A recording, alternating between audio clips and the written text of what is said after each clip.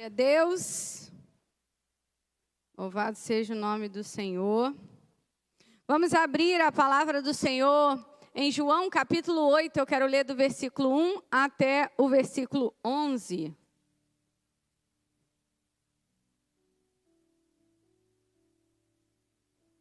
João capítulo 8, do 1 ao 11. Bota na versão ARA para mim, por favor. ARA.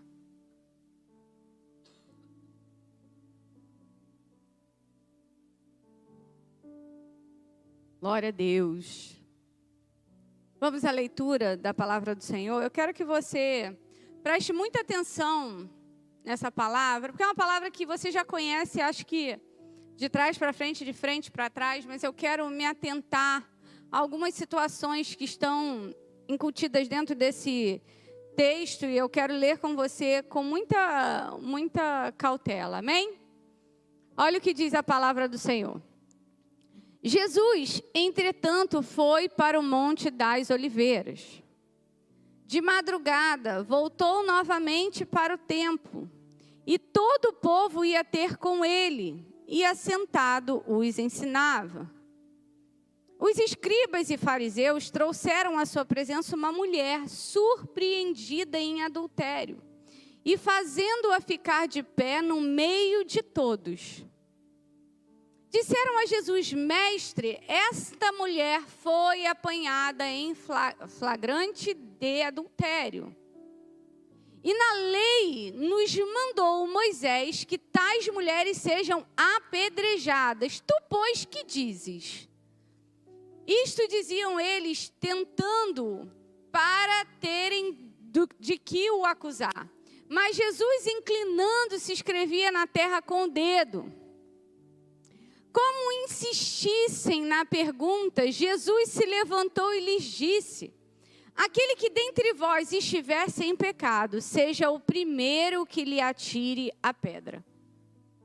E tornando-o a inclinar-se, continuou a escrever no chão. Mas ouvindo eles essa resposta, e acusados pela própria consciência, foram se retirando um por um, a começar pelo mais velho até aos últimos, ficando só Jesus e a mulher no meio onde estava. Erguendo-se Jesus e não vendo a ninguém mais além da mulher, perguntou-lhe: Mulher, onde estão aqueles teus acusadores? Ninguém te condenou? Respondeu ela: Ninguém, Senhor. Então lhe disse Jesus: Nem eu tampouco te condeno. Vai e não peques mais. Só até aqui. Eu quero louvar ao Senhor nesta noite, em gratidão, Pai, porque Tu és bom e a Tua misericórdia dura para sempre. Senhor, estamos aqui, Senhor, para falar da Tua Escritura, reunidos, Senhor, com mais de 2. E a Tua palavra diz que onde estiverem 2 ou mais reunidos em Teu nome, aqui o Senhor está. Pai, na autoridade do nome de Jesus, eu te peço, me usa, Senhor, como canal do Teu fluir nessa terra. Revela aquilo que está oculto nessa palavra a mim, para que eu possa compartilhar aos meus irmãos. Pai, na autoridade do nome de Jesus, que os Teus anjos estejam neste lugar, curando, libertando, salvando aqueles que precisam. Pai, na autoridade do nome de Jesus, eu não sei como eles entraram por aquelas portas, mas que eles encontrem a resposta que vem de Ti. Pai, em nome de Jesus, eu Te louvo, eu Te exalto, eu Te engrandeço nesta terra. E que o Teu nome seja glorificado através da minha vida e da vida dos meus irmãos. É o que eu oro a Ti e agradeço em nome de Jesus. Amém, amém, amém. Se você crê que o Senhor já está aqui, aplauda Ele.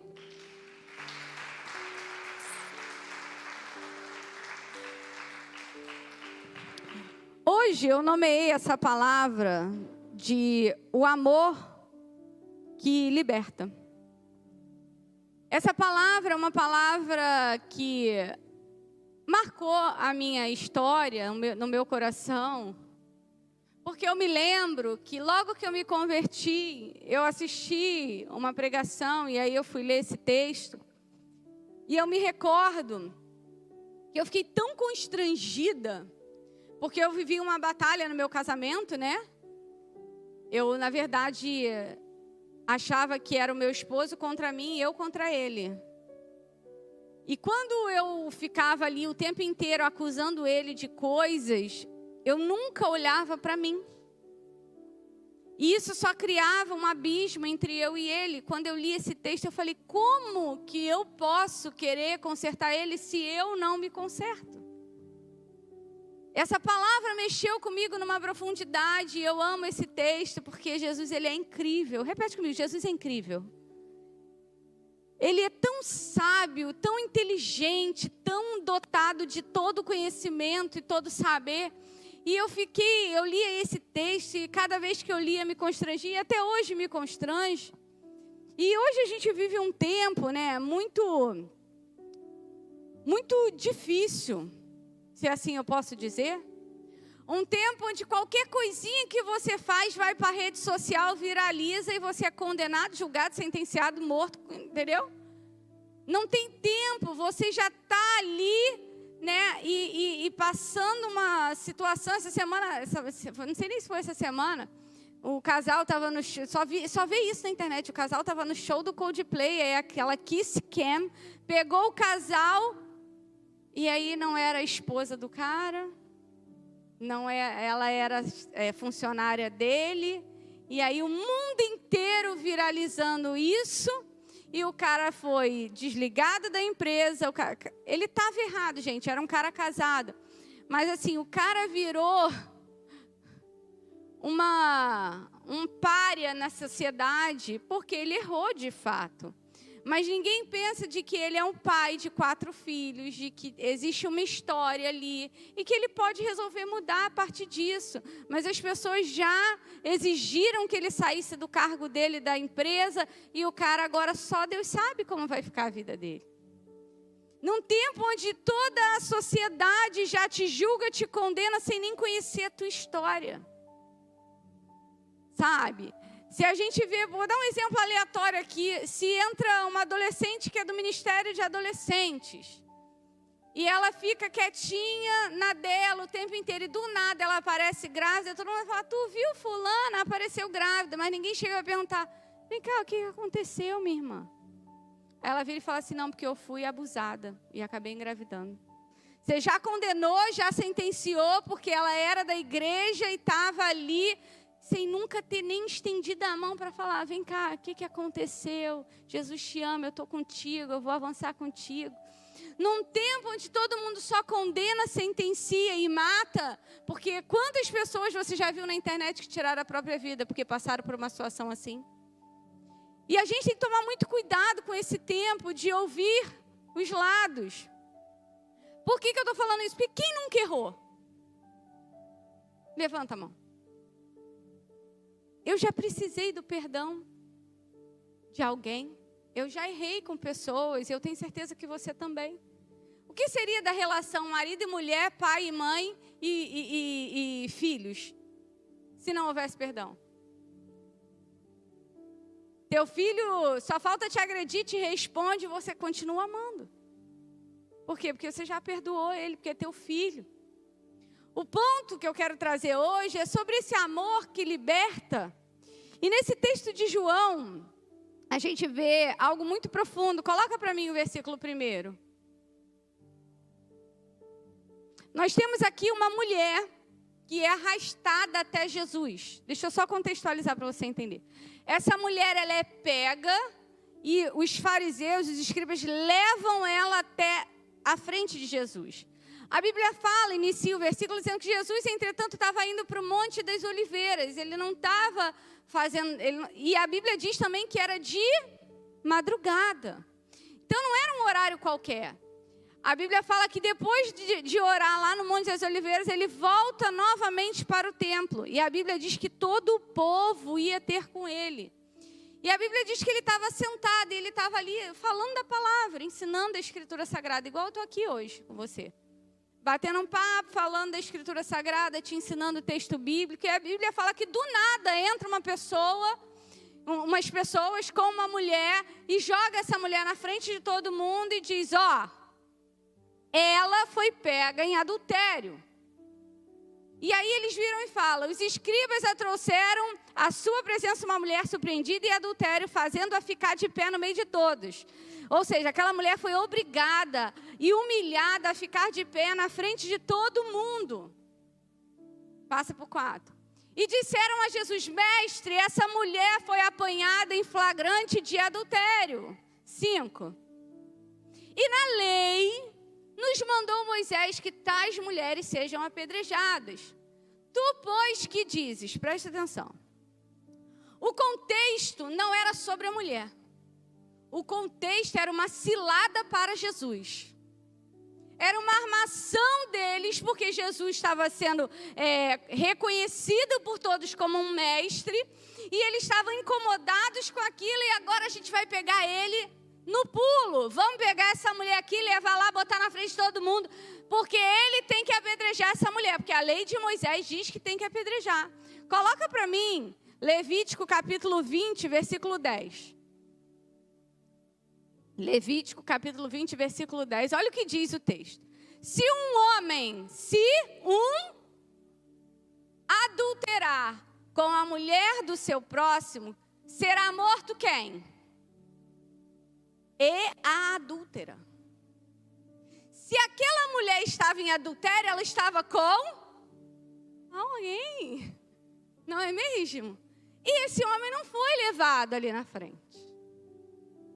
Não foi trazido o homem, foi só a mulher. Eu não estou aqui defendendo a mulher não, gente. Mas se é para fazer o certo, né? Mas eles só faziam aquilo que convinha a eles.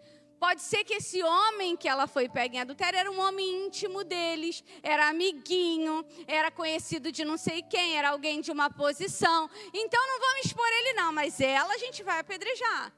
Porque é conveniente, a gente é muito assim até hoje. A gente condena quem convém e absolve quem a gente acha que tem que absolver. Ah, eu gosto da Roberta. A Roberta está vacilando, está repreendido em nome de Jesus, mas está adulterando. Não, Roberta, ó, eu não vou te tirar do louvor não, tá, Roberta? Porque eu gosto muito de você. Muda esse teu jeitinho. Para de fazer isso. Mas para mim convém porque eu gosto dela. Mas se fosse eu, talvez eu ia dar a carta de desligamento. Que isso? A Bíblia é muito clara. Sim, sim. Não existe 2 pesos e 2 medidas para Deus. Não tem.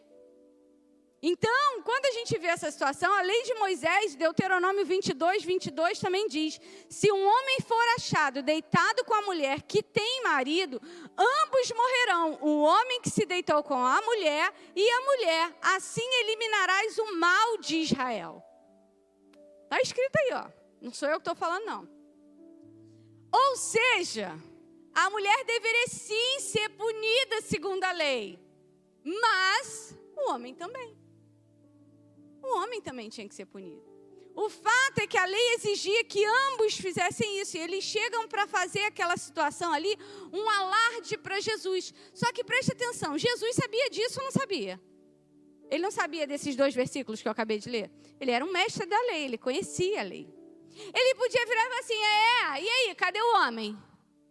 Só que a gente tem que entender o propósito por trás das coisas. Jesus não veio para matar ninguém. Jesus veio para salvar e libertar.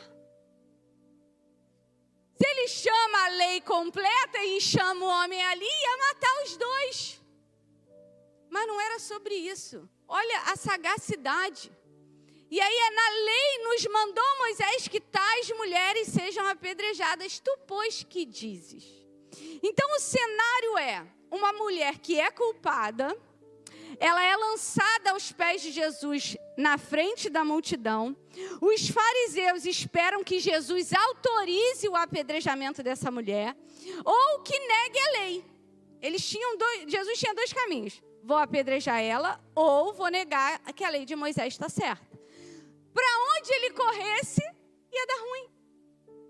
Que ele ia fazer de uma coisa ou de outra, então é agora que a gente pega ele, condena ele e mostra que ele não é mestre de coisa nenhuma. Só que Jesus, com sabedoria divina, ele se abaixa. E aí ele escreve no chão. Pensa no seguinte, todo mundo aí esperando. Esperando Jesus tacar a primeira pedra, ou dizer, a lei não vale.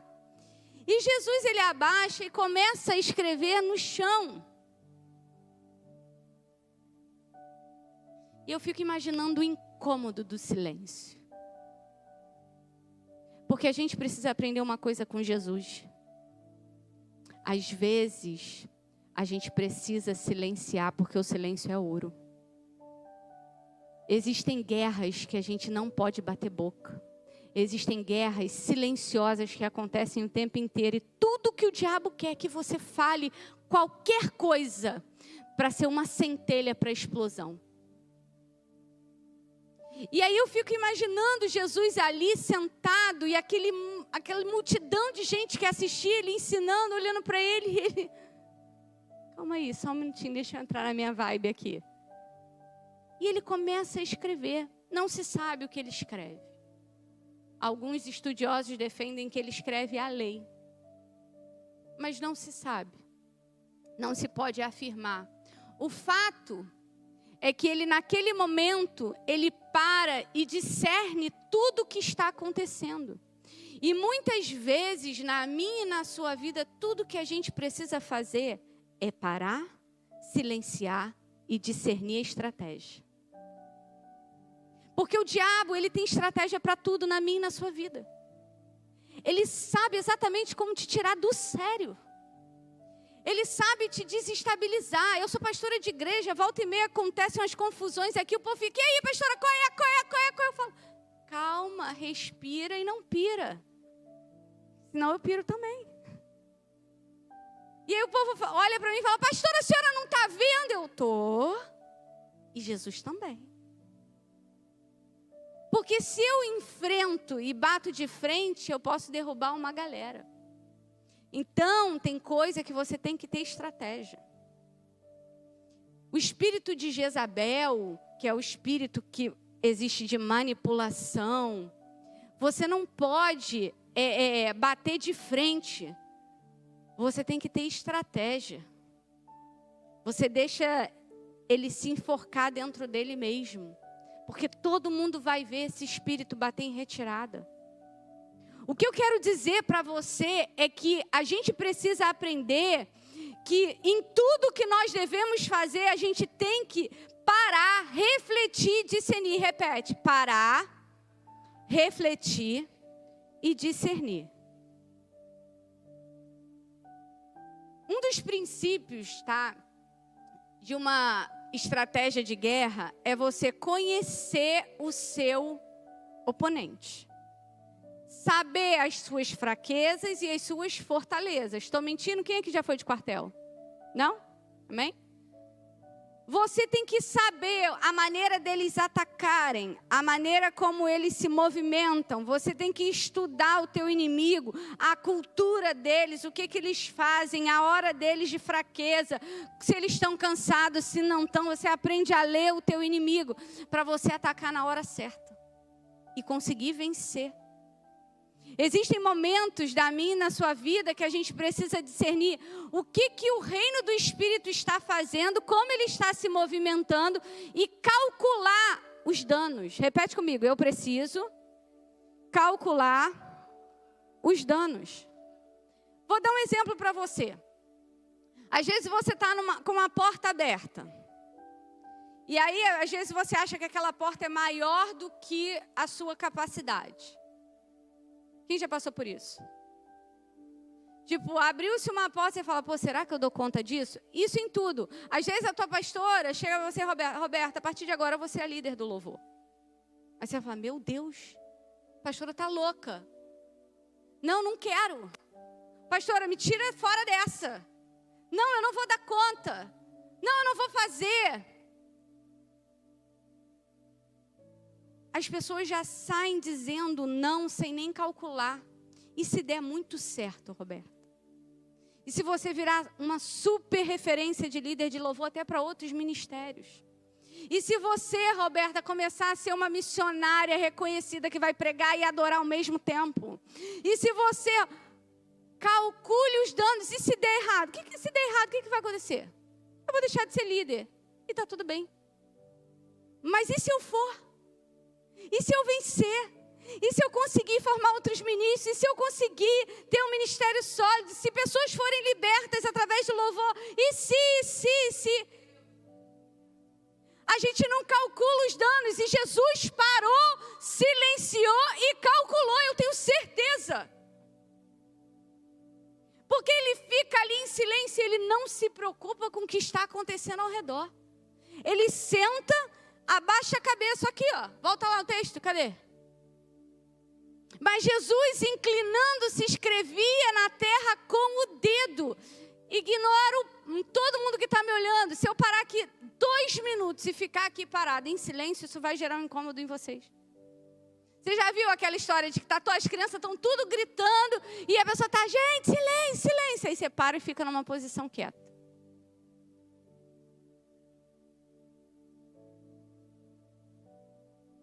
Ué, por que parou de falar? Aquilo vai gerando um incômodo. E eu imagino aqueles homens olhando e falando assim, agora a gente pegou ele.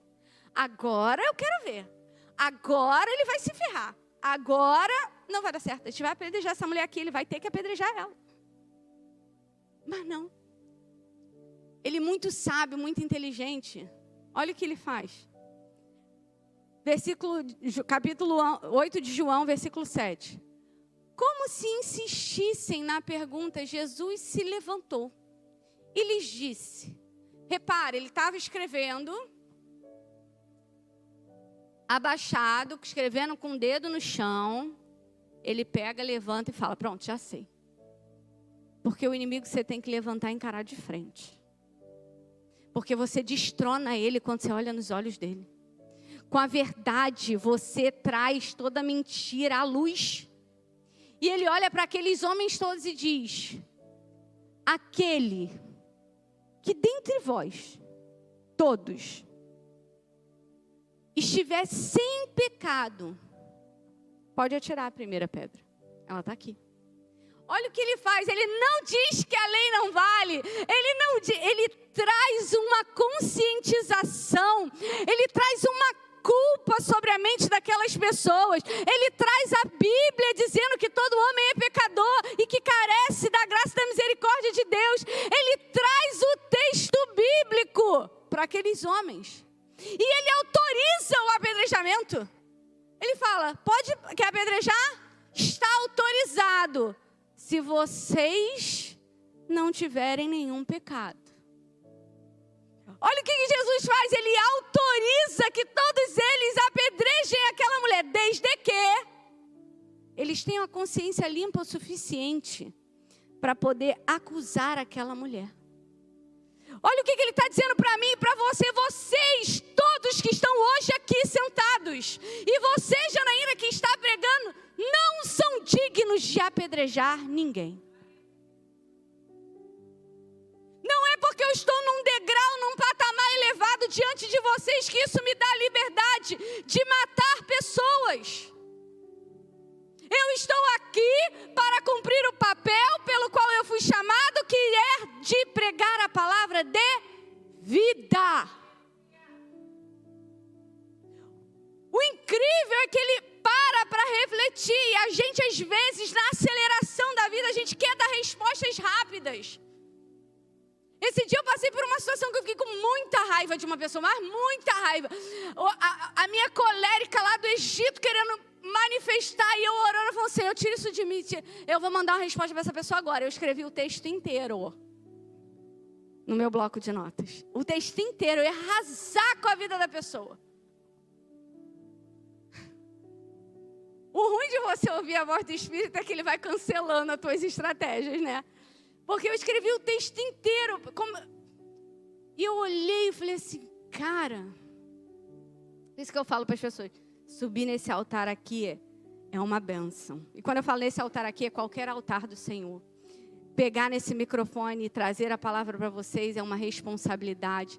E tudo aquilo que eu prego, o Senhor vai permitir que eu seja testada. E que a minha alma entre num confronto profundo. Gente, eu me tremia de raiva. Eu fiquei com uma raiva dentro de mim. E eu falei, eu não vou tomar essa atitude agora. O texto está aqui. Mas eu vou mandar, em algum momento eu vou falar alguma coisa, eu tenho que falar. E eu falei assim, eu não posso. Eu vou parar a palavra.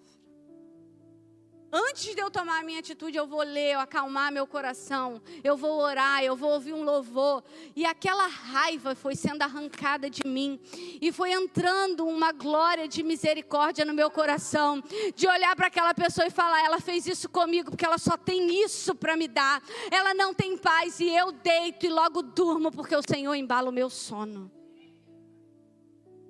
Você não acha que o pastor e a pastora que pregam em qualquer igreja não passam por esse tipo de coisa? Nós somos humanos e temos sangue correndo na veia. Mas a grande verdade é que é uma luta interna excruciante, assim, de você falar assim, eu vou partir a minha carne agora. Mas isso não é só para pastores não, é para você que está sentado aí também. Eu sei que existem momentos que você fala assim, eu vou perder a cabeça, me segura, é aquela história, me segura que senão, né, é bom ter um amigo de Jesus perto de você que tu fala, me segura senão eu vou, não tem, naquele momento tu fala assim, gente, me tira daqui que senão eu vou dar na cara dessa pessoa, eu sei que tem, gente, é todo mundo, por isso que a Bíblia diz, né, que a gente vai viver um eterno confronto entre a carne e o Espírito. A minha carne gritava, manda mensagem, e o Espírito falava, cala a tua boca. Fica na tua. Não foi para isso que eu te chamei. Segue teu barco. O que o diabo quer? É tirar o foco da glória. O diabo, ele quer tirar o foco daquilo que ele está fazendo na sua vida para você perder as estribeiras, sair da direção, fazer uma coisa que Deus não aprova, para depois você vir com o rabo entre as pernas para voltar para a direção. Então a gente tem que ter estratégia. O que eles queriam aqui? Tirar Jesus do foco. Vai apedrejar ela, a gente vai tirar ele do título de mestre, ele não vai ter mais credibilidade. Aí ele para e pensa, não, calma aí. Deixa eu refletir. E eu acredito também que ele pode ter escrito a lei. E refletido nela e ter pensado numa estratégia de sair daquela situação. E a Bíblia diz que ele vira e autoriza o apedrejamento. Aquele dentre vós que estiver sem pecado, seja o primeiro, pode estar autorizado, atira a primeira pedra. E aí a Bíblia fala no versículo 8. E tornando a inclinar-se, continuou a escrever no chão. Gente, é muita frieza, é tudo muito friamente calculado. Ele virou e falou assim, eu não vou nem olhar para eles. Eu vou deixar a consciência deles pesar. E aí a Bíblia diz que ele volta, vira as costas, senta e não quer nem saber o que está acontecendo. Porque ele já jogou a bomba, ele aplicou um triplex na cabeça de cada um que estava ali, pensando, gente, é verdade, a gente é tudo pecador mesmo, e aí? Então, ele autoriza o apedrejamento, a Bíblia fala que ele, tornando a inclinar-se, continuou escrevendo no chão. Olha isso, ele não para de fazer o que ele estava fazendo, ele volta a fazer o que estava fazendo, ele não desfoca, ele lança a palavra e sai. Existem momentos na minha e na sua vida que você vai lançar a palavra e tem que deixar ela frutificar. Lança ela no terreno e deixa que o Senhor que vai regar. Porque Deus, Ele pode entrar no teu oculto, profundo, escondido, onde eu não entro. Aquela pessoa que você olha e fala assim, nunca vai se converter. Você vai semeando. Nunca vai entrar pelas portas daquela igreja. Continua semeando. Ninguém acreditava que o meu marido ia entrar por aquelas portas. Tinha dinheiro, tinha sucesso, tinha mulher a hora que ele quisesse, tinha fama, chegava nos lugares, o telefone dele tocava, vem aqui, tem bebida liberada para você, a vida, tranquilo. Eu contava para as pessoas falavam, irmã, difícil. Eu falava, mas meu Deus é o Deus do impossível. Eu lembro que eu escutava aquela música, era um CD, eu lembro que o CD tinha uma marca, era um CD amarelo, olha para vocês verem. Era um CD amarelo com uma marca de uma mão. E eu botava aquele CD para rodar. Acabavam as músicas do CD, aí eu botava para repetir. Era um CD, e aí o CD tinha um louvor que chamava Deus do Impossível. O Deus do impossível não desistiu de mim.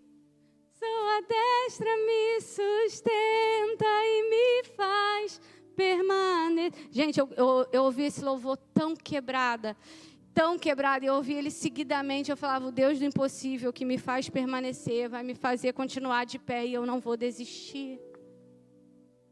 Hoje é o pastor de vocês. E vai ser aquele irmão que você ora, que você diz que nunca vai entrar, que vai entrar. É aquela pessoa que você acha que nunca vai entrar, Deus vai fazer. A gente tem que ter foco. A Bíblia fala que Jesus veio para cumprir a missão dele, ele cumpriu a missão. Pleno, na certeza daquilo que ele foi chamado, e que você também tem que ter certeza daquilo que você foi chamado e chamada. E executar aquilo que Deus te chamou. Lança a palavra. Eu lembro que eu na época que eu era macumbeira, meu primo virava e falava assim para mim. Meu primo já estava na igreja. Ele virava e falava assim, mas como é que é?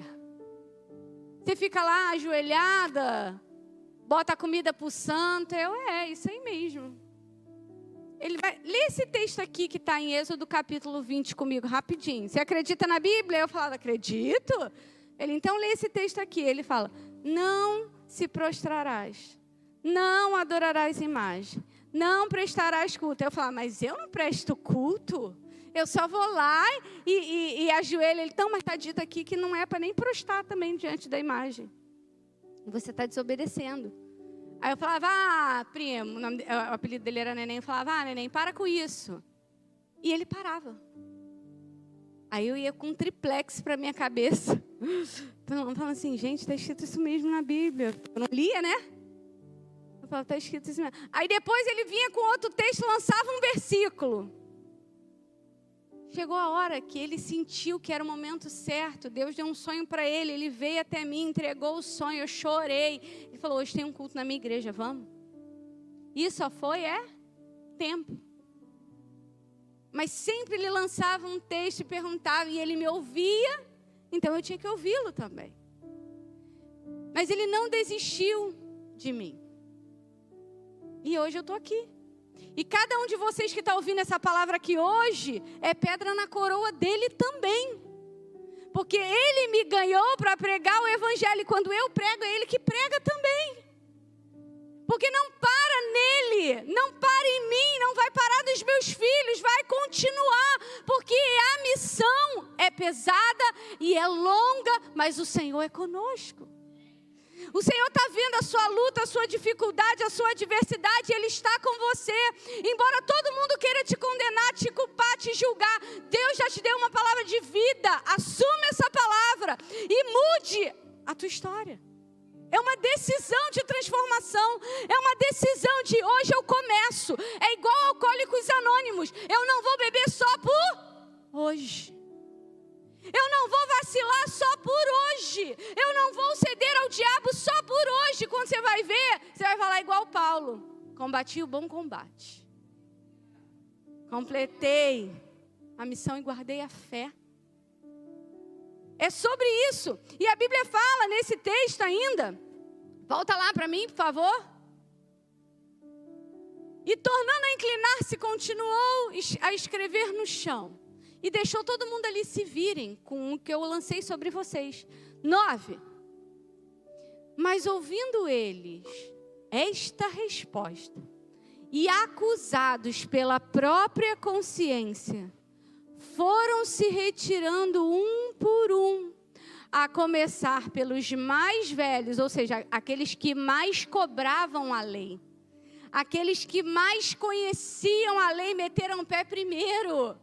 E a Bíblia fala, até os últimos, ficando só Jesus e a mulher no meio, aonde ela estava, eles dois começam uma relação de intimidade. Sem ninguém por perto, sem ninguém ver, sem ninguém condenar, sem ninguém apontar, sem ninguém julgar. Ele olha para ela e ele lança uma palavra de libertação. Porque aquela mulher poderia viver julgada e subjugada como uma mulher da vida, uma mulher que não se respeitava, uma mulher promíscua, uma mulher qualquer, uma zinha, aquela e vai. Mas naquele momento, ele perdoou ela de uma tal maneira. Ele olhou para dentro daquela mulher que iria morrer. Pensa, gente, você está à beira da morte. Porque aquela mulher ia morrer apedrejada. Você está à beira da morte e chega alguém e te salva. Alguém que olha para você como ninguém te olhou e te diz: eu não te condeno. Eu que poderia te condenar, resolvi que não o vou fazer. Eu olho para você como você é, lá na sua infância pura. Eu vim para poder tirar todo esse julgamento de você, mulher, e te dar uma nova história. E não acho que aquela mulher era melhor ou pior do que nós somos hoje. Porque aquela mulher, ela adulterava com um homem. Mas a gente hoje adultera com tantas coisas. Às vezes a gente adultera, né, quando a gente pode estar na presença do Senhor. E a gente deixa de estar, deixa de orar, deixa de fazer, deixa de muitas coisas. E não está na presença do Senhor porque eu tenho que trabalhar, porque eu tenho que fazer isso, porque eu tenho que fazer aquilo. E a gente sempre tem que estar recalculando a rota, sabe? Esses dias, há um tempo atrás, eu participei de um treinamento de empresários. E aí cada um tinha que falar, escrever quais eram as suas prioridades e princípios que eram inegociáveis. E um dos meus princípios inegociáveis é a minha família. E aí depois que você pega ali os seus princípios inegociáveis, você tem que escrever do lado atitudes que você vai ter, que você vai tomar, que estão de acordo com os seus princípios. E pode parecer bobo, mas muitas decisões que a gente toma não estão de acordo com princípios que são prioridades para a gente. Às vezes a gente deixa de fazer uma coisa para estar com alguém que não importa, não é relevante, não estou desmerecendo ninguém. Às vezes você deixa de estar com seu marido, com seus filhos, com alguém que você está ganhando para Jesus, que é relevante o teu papel ali, para estar com pessoas que não estão nem aí para você. E ali naquele momento eu escrevendo, eu vi uma falha em mim. Eu falei, nossa, eu atendo tantas pessoas, eu faço tantas coisas para tanta gente. Mas a minha filha e o meu filho não têm a minha plena atenção. Porque às vezes eu estou com a minha filha e estou respondendo alguém no WhatsApp. Ou um cliente, ou alguém da igreja, ou alguma coisa. E eu falei, nossa, eu ensino tantas coisas para tantas pessoas e eu não acho que eu sou uma mãe ruim não, tá, gente? Eu acho que eu sou muito presente. Mas eu falei, eu posso ser melhor. E aí eu falei, aí cada um tinha que levantar e falar, eu chorando, falei assim, eu quero investir mais no meu tempo com os meus filhos. E ali eu chorando em lágrimas, né, o dono do treinamento me abraçou e falou para todo mundo assim, tem chance dela não executar isso aqui? Aí todo mundo, não. Por quê? Porque ficou claro e às vezes a gente não tem clareza naquilo que a gente tem que fazer. Qual é a minha prioridade? É ganhar gente para Jesus. Então eu prego na internet, prego aqui, porque isso tudo aqui está alinhado com o meu propósito. Eu quero ganhar gente para Jesus, eu quero tirar a gente do inferno e trazer o povo para a luz. Eu quero que a minha família cresça e que meus filhos repliquem a minha história. De ter esse amor pelas vidas. Então eu preciso semear na vida deles. Muitas vezes a gente faz coisas que não estão alinhadas com o nosso princípio, porque falta às vezes clareza. E Jesus olha para aquela mulher e dá clareza para ela. Olha, você pecou, você errou, o que você fez não é certo. Mas eu que poderia te condenar, estou te dando uma segunda chance. Eu que poderia deixar todo mundo te apedrejar, não deixei. E agora, eu te digo, a Bíblia fala que ele pergunta para ela assim, ó, mulher, onde estão os teus acusadores? Ninguém te condenou? Versículo 11, eu imagino ela levantando a cabeça, olhando e falando, ninguém, Senhor. Então lhe disse Jesus, nem eu tampouco te condeno. Ele liberta ela por amor. Porque Ele é o amor. Ele te ama. Ele me ama. Com todas as nossas falhas. Mas entenda uma coisa. O amor, ele liberta. Mas o amor também expõe. Porque ele vira e fala assim, nem eu tampouco te condeno, pode ir, eu te libero, vai, você está livre. Aí ele diz o quê? Não peques mais, porque eu sei que você pecava. Então ele corrige a rota dela. Porque às vezes a gente tem uma ideia de amor que aceita tudo. Não é isso, não é amor. O amor é você trazer libertação, mas também expor. Querido, você está errando. Isso que você faz é errado, mas eu não te condeno. Eu quero que você não peque mais. E o Senhor te faz livre para isso. Mas essa decisão é só tua. Só que a gente hoje vive num tempo, e eu vou abrir esse parênteses, já caminhando para o encerramento, que as pessoas dizem assim, bate no peito e fala assim, Jesus me libertou, Jesus me ama. E eu não sei o que passa na cabeça dessas pessoas. Já viu aquele memezinho? O que será que se passa na cabeça deles? Eu fico pensando, porque isso para mim já é um motivo apavorante. Porque se eu vacilava e vacilo e ele me amou, eu tenho que tentar fazer diferente como essa mulher. A Bíblia não diz que alguém foi atrás dela e falou assim, deixa eu ver se ela continua pecando. Deixa eu ver se ela realmente mudou a vida dela. Não, porque aquele que tem os olhos e vê tudo, ele sabe. E eu não sei o que se passa na cabeça das pessoas que pelo fato de Jesus ter morrido na cruz, ter nos lavado de todo o pecado, ter nos libertado e ter nos salvado, parece que essa pessoa recebeu um ticket de faça tudo o que você quiser e não tem que prestar conta. Não é sobre isso. Vou fazer um parênteses aqui. Aonde está escrito que a gente tem que dar 10%? A irmã lá atrás. Ai, me ajuda, irmã. Malaquias 3:10 está dizendo que a gente tem que dar 10%. E no Novo Testamento, onde está dizendo que a gente tem que dar 10%? Não tem. Jesus não exigiu 10%. Sabe por quê? Porque Ele te ama. E Ele entende que por você o amá-lo também, você vai ter essa consciência e vai fazer não só 10%. Eu vou falar de mim.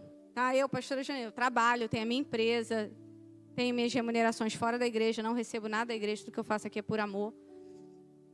Mas o meu dízimo vai além dos 10%. Eu estou abrindo isso aqui para a igreja. Sabe por quê? Não é sobre quanto eu dou, não, gente. É sobre o nível da minha gratidão por aquele que me libertou e pagou um preço que eu nunca vou poder pagar. É sobre aquele que fez tudo que eu jamais vou poder recompensar. Então eu dou o meu dízimo, se o ministério lá da quentinha precisar, eu dou a minha oferta, e o Kids precisar, eu dou a minha oferta também, e vou dando, eu não fico calculando 10, 20, 30%. Eu não estou nem aí. Já houve um momento que dá o 10%, meu Deus, fazer uma falta, não é? Quem nunca teve o 10% ali que falou que, caraca, se eu der esse 10% vai faltar na minha conta de luz? Quem nunca? Aí hoje eu vejo que não falta para a minha conta de luz. Eu falo, Jesus, é muito bom mesmo. Sabe? E mesmo quando era 10% que era doído, às vezes eu ofertava na vida do irmão que estava precisando, ajudava algum movimento da igreja. E eu falava, Jesus, a conta não vai fechar, mas eu tenho fé. Aí aparecia um serviço extra e entrava o dinheiro. Que nunca faltou, porque não é sobre dinheiro, é sobre fé. É sobre um movimento de amor, de gratidão, sabe? Deus não está te pedindo 10% não. Quer dar 5, dá 5. Quer dar nada, dá nada. É contigo mesmo. E eu não vou ficar fiscalizando. Olha, John, você não deu o seu dízimo esse mês, hein, John? Foi viajar para Bonito, ficar lá de sereio. Estou só te vendo. Várias fotinhas. John, tu não deu dízimo. Estou brincando, tá, gente? Nem sei se deu, se não deu. Eu tô só dando exemplo aqui. Estou fiscalizando a vida dele. Olha, o devorador vai te pegar, não é? Aqui na Assembleia que eu boto relatório aqui. Ó, fulano deu dízimo, ciclano não deu, tá? Porque eu entendo que é pela graça, é pelo amor, é pela revelação. Quem sustenta essa obra é o Senhor. Já teve momentos aqui de faltar, é o Senhor virar no último dia, caiu uma oferta que eu não sei nem de quem era, e aí paga a conta. Isso é a mão de Deus, não tem explicação. Sabe, eu não me preocupo com isso mais. Já houve um tempo que eu era neurótica, eu era do cálculo, né? Ah, meu Deus, não vai fechar, não vai fechar. Aí chega um tempo que tu passa tanta batalha, e aí Deus supre, aí tu fala assim, já, relaxa, confie. Entendeu? Por quê? Porque, cara, a gente tem que entender, Deus não está pedindo um Novo Testamento, Jesus não pede dar, você tem que dar 10%, irmão. Dá porque você é grato, porque você quer, porque você entende, porque é um ato de fé, de amor, de gratidão, de revelação, do que você quiser. É pela graça. Eu nunca vou poder pagar o preço que Ele pagou por mim. E a Bíblia fala que esse amor que liberta aquela mulher de todo jugo. E a Bíblia fala que Ele fala, vai lá, minha filha, não peca mais, segue o teu caminho de uma maneira diferente. E Ele deixa ela escolher a vida dela. Porque as pessoas são livres, eu não posso botar uma faca no seu pescoço, Valéria, e dizer, faz isso. Não, você é livre. Mas não é porque você é livre que você vai viver na libertinagem. Ser livre, presta atenção, ser livre é você poder escolher. Vou dar um exemplo para você, tá? Eu quero emagrecer 10 quilos. Todo mundo sabe o que tem que fazer para emagrecer 10 quilos. Todo mundo sabe. Se você não consegue, é porque você não é livre. Todo mundo sabe o que tem que fazer para fugir do pecado. Se você não consegue, é porque você não é livre. Você é escravo. Isso foi uma chave que virou na minha vida. Eu falava, não vou comer doce. Brotava um docinho aqui, ó. Eu só por hoje. Era uma luta. E aí, chegou um momento que eu estudando a palavra, eu falei assim, eu preciso me livrar de tudo aquilo que me aprisiona. E tirei a Coca-Cola, que também era um demônio na minha vida. Eu não conseguia dizer não para aquilo. Eu falava, Jesus, eu sou escrava disso. Porque a gente condena a droga, a gente condena o álcool, mas tem gente que é viciada em outras coisas. Tem gente que é viciada em pornografia no oculto. Se você não consegue sair disso, você é escravo.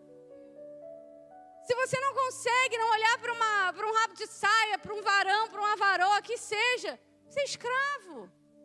A Bíblia fala que se teu olho te faz pecar, o que você tem que fazer? Não é arrancar. Gente, não chega aqui sem olho não, em nome de Jesus. Quando ele fala arranca, tira os seus olhos dessa direção, foge. Deus dá estratégia, foge da aparência do mal. E o meio, tem um cara que fala, o meio sempre vence. Eu não acredito nisso. Porque se eu falo que o meio sempre vence, eu estou dizendo que Daniel seria corrompido na Babilônia. Não é bíblico isso. Mas o meio exerce uma força brutal na sua vida.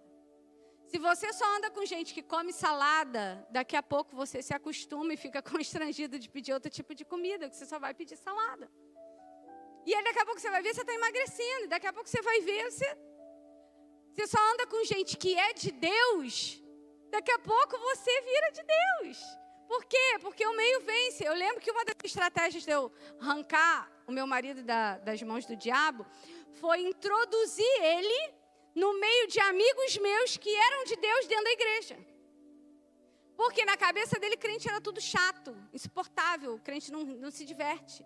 E aí quando eu levei ele para esse meio de amigos meus, que era tudo crente, a gente ria, ninguém bebia, e ninguém fazia besteira, e todo mundo se divertia, ele começou a ficar ali naquele ambiente e começar a dizer não para as antigas amizades. Porque a gente tem que ter estratégia em tudo, senão a gente é vencido, gente. A gente precisa entender que o amor, ele nos deixa livre para fazer escolhas que a gente precisa fazer, não é que a gente quer fazer. Se a gente vivesse fazendo só o que a gente quer, nossa, esse mundo já tinha explodido há muito tempo. Mas a gente tem que fazer aquilo que a gente deve fazer. Tem um monte de coisa que está escrito na Bíblia que eu não quero fazer, gente. Queria socar o irmão outro dia, mas não soquei. Por quê? Porque eu estou liberta. Eu escolhi não fazer. E é isso, sabe? Quando a gente olha para esse episódio, a gente precisa entender que Jesus, ele é o amor, mas ele também expõe o seu pecado. Ele não deixa oculto. Por isso que às vezes você vê pastor que acha que está oculto há muito tempo, tendo casinha aqui, casinha ali, chega uma hora que explode a bomba e começa, eu também tive. Quando vai ver, eita, que isso, gente? Aquele? Eu fico escandalizada, tá? Eu olho e falo, gente, pregava muito, como que pode? Mas não estava liberto. E presta atenção, libertação é diária. Eu estou me libertando todos os dias. Eu preciso me libertar de algo hoje. E amanhã vai ser outra coisa. Tem gente que não está liberta da fofoca. Para o irmão do lado, tu sabia? Eu falo, gente, não está liberto. Está dentro da igreja, mas não está liberto. É muito fácil de apontar a pornografia, isso, a língua, está tranquilo. A Bíblia diz que algumas coisas Deus não gosta. A fofoca ele abomina, aquele que faz contenda entre os irmãos. É abominação ao Senhor.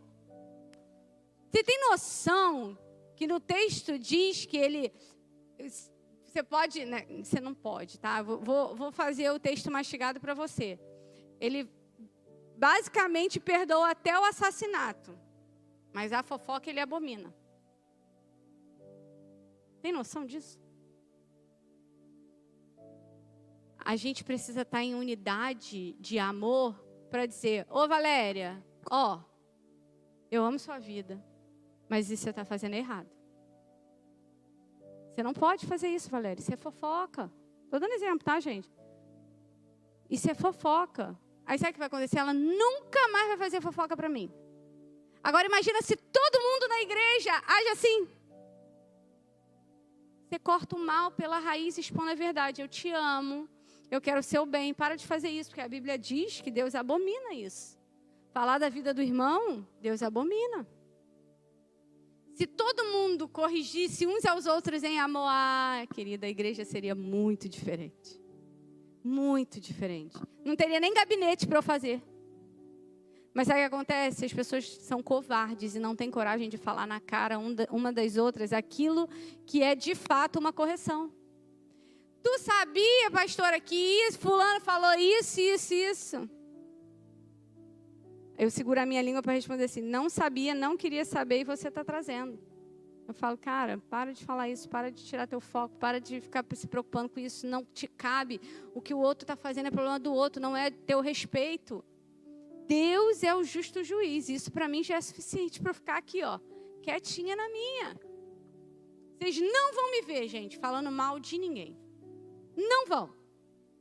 Não vão. Porque fulano não presta. Essa palavra não sai da minha boca. Eu já não prestei um dia e Deus me amou. Entende? Então eu não posso lançar palavras de sentença sobre a vida de ninguém. Fulano de tal não presta. Não, presta sim, Deus tem uma obra. Deus está fazendo essa obra. Não sei o que Deus está fazendo, não sei o que Deus está fazendo. Não é? Agora a nossa língua é usada para fazer o mal.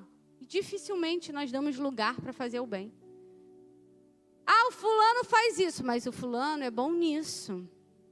A gente sempre tem um olhar para o que é ruim e não para o que é bom. Sabe? A gente é tendencioso para o mal sempre. Começa a virar essa chave na tua cabeça de começar a olhar com os olhos bons. Eu não gosto do fulano. Aí eu falo assim, mas Deus ama. Então esse que você não gosta, Deus ama. Entendeu? Mas, não estou aqui me exaltando que eu não vou falar mal de ninguém, né? Já falei muito. Já errei demais. até chegar uma pessoa na minha cara, botar o dedo e falar, ei, é isso aí. Eu fiquei com uma raiva, mas eu falei, cara, é verdade. Eu faço isso. Eu sempre tenho um olhar mal pelas pessoas. E são chaves que a gente vai virando. Talvez hoje seja a noite de você virar uma chave na sua vida. Seja a noite, quero chamar o Ministério de Louvor. Talvez seja uma noite de você mudar a tua mente e falar assim, eu preciso ser liberta disso. Eu vou parar de fazer isso. Saia daqui com clareza daquilo que você precisa mudar, porque o amor de Deus vai te ajudar a ser liberto. Está muito difícil, ajoelha, ora ao Senhor, pede ajuda de alguém que já venceu, pede ajuda de alguém que é de Deus para andar com você, abre o teu coração, fala para alguém que você confia, mas não fica sozinho. A Bíblia diz, lá em Gênesis, não é bom que o homem esteja, a Bíblia diz, que é bom serem dois, porque se um cair o outro, levanta. A gente está aqui para levantar uns aos outros e não para condenar, destruir, culpar, julgar, não. Mas isso não significa que você não tenha que olhar nos olhos da pessoa e dizer, isso que você faz é errado. E prepare-se, tá? Deixa eu abrir um parênteses aqui para as pessoas pararem de falar com você. Eu tenho uma lista de pessoas que me amavam e depois que eu mudei passou a me detestar. Mas eu não estou preocupada com isso. Eu estou preocupada com o que ele acha de mim. Eu não estou aqui para agradar e você também não deveria estar. Eu estou aqui para falar do amor de Deus, da graça, da misericórdia, te ajudar, te impulsionar, te dar uma palavra de vida. Ei, fulano, isso que você está fazendo é errado, mas anda comigo, eu vou te ajudar. Vem os cultos, a gente ora junto, eu faço um propósito contigo. Bora! Mas sabe o que acontece? Tem gente que não quer. Tem gente que não quer pagar esse preço. E não é culpa sua, não é culpa minha. Para ele, Deus tem um caminho. Talvez não seja você que vai colher. Talvez você só lançou a semente. E alguém, depois de um tempo, vai regar essa semente que você lançou lá atrás. E num determinado tempo, talvez essa semente frutifique e você só saiba de ouvir falar. Você nem consegue ver mais, você não tem contato com a pessoa. Mas está tudo bem, porque você sabe que você semeou naquela terra. Você sabe que você fez a diferença. E eu quero dizer para você que o amor que constrange, que liberta, está aqui essa noite. O Senhor está aqui essa noite para falar com você no seu oculto, no seu íntimo, dizendo para você, eu te perdoo. Eu quero que você mude a tua cabeça, eu quero que você não peque mais e busque não pecar. Talvez você vá falhar no caminho, mas volta para o caminho, porque eu continuo te perdoando. O teu choro pode durar uma noite, mas a alegria vem pela manhã. A misericórdia do Senhor e a graça, elas se renovam a cada manhã, porque você não nasceu para ser condenado. Você nasceu para ser liberto pelo sangue de Jesus. Embora tenham pessoas que te acusem, te culpem, te condenem, queiram lançar peso sobre você, o Senhor está dizendo para você, eu que posso te condenar, não te condeno. Hoje eu te faço livre, muda o caminho, muda a rota, porque eu vou fazer algo extraordinário. Nem olhos ouviram, nem ouvidos ouviram, quão grandes são os planos que o Senhor tem ao teu respeito. Não troque a glória de Deus e o amor de Deus por uma noite de prazer.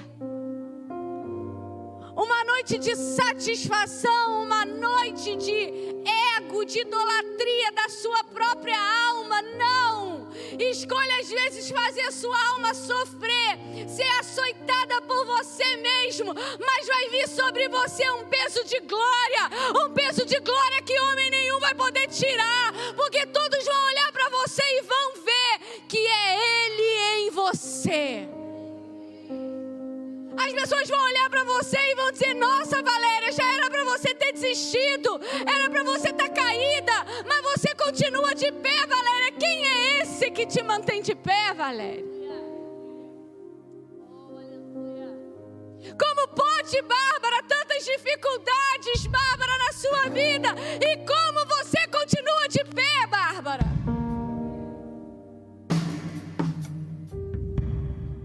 E as pessoas ficam na expectativa da sua queda. Mas aquele que te sustenta é poderoso para cumprir todas as promessas. Ele não deixa aqueles que riem na sua queda serem exaltados, porque Deus tem uma vaga. Deus sabe como trata cada filho. Deus sabe como vai mexer. E preste atenção nisso que eu vou falar agora. Sabe como Deus trata o teu inimigo? Fazendo ele ver a tua vitória. De tal maneira que ele vai olhar para você e vai falar: o que tu está fazendo? Aí você vai falar: é Jesus. E nada mais. Eu vejo gente com dinheiro, com muito dinheiro, que liga para mim e fala assim: ora por mim. Não consigo dormir. Não é pouco dinheiro não, tá, gente? Aí eu olho para minha casa, para minha família e falo: é Jesus, eu só tenho como te agradecer.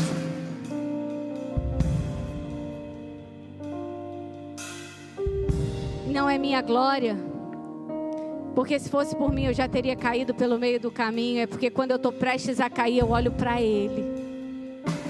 E é Ele que me mantém de pé. E eu oro para que Ele continue me mantendo de pé. Porque aquele que está de pé vigie para que não. Está tudo na Bíblia. Não troque o Senhor. Ele te ama e Ele está te libertando hoje dos cativeiros da tua alma. O amor que constrange você, que olha para dentro de você e diz: minha filha, eu já te libertei. Para de se culpar, para de se acusar, para de se julgar. Segue. E serve o teu irmão em amor e ajuda ele, servindo uns aos outros, para que vocês possam receber a coroa de glória. Então, nessa noite que você vem adorar o Senhor aí do seu lugar mesmo, tenha uma intimidade com Ele, como aquela mulher teve naquele momento sozinho. Diz para Ele: Senhor, eu estou aqui. Eu sei que eu sou errado, eu sei que eu sou falha, mas me ajuda a ficar de pé. Me ajuda a continuar a jornada. Me ajuda, Pai. Me ajuda, Pai. Aleluia.